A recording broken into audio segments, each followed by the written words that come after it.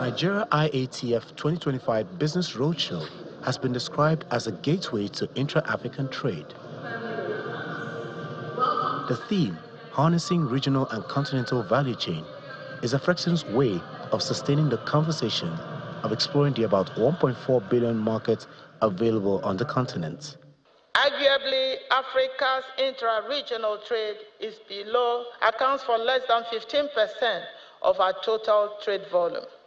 This is far below what is obtainable in other continents like Europe and Asia, and speaks to the fact that African countries do not trade much amongst themselves.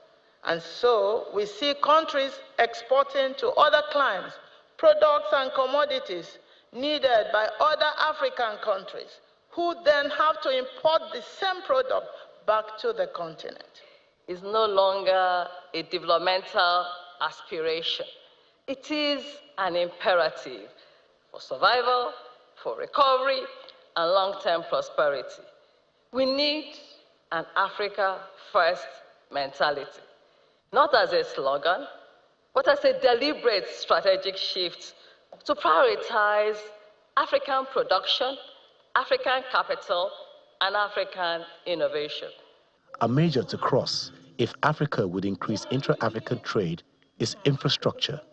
Infrastructure is also a major issue that we are tackling. We know that right now in the continent, most of the goods are moving by the roads, but they are not supposed to be on the roads. And most of those roads are in poor condition. They are basically congested. And in some areas, you also have those most powerful people who are manning those roads who will not even allow the goods to move, even the road, if the roads are smooth.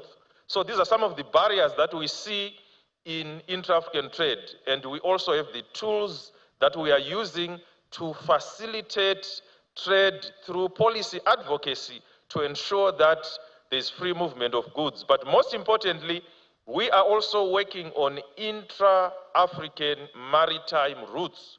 Issues raised by the speakers are further dissected by a panel. What is your country risk rating? If you are an enterprise or a company that is located within that country, there's also the other thing that the rating agencies use, which they call it the country ceiling. What that means is that it doesn't matter how well you do as an industry, so long as you're located in that country, you're subject to that ceiling, which is the rating that has been provided for that country. Exciting times and prospects for African trade. However, much is yet to be done.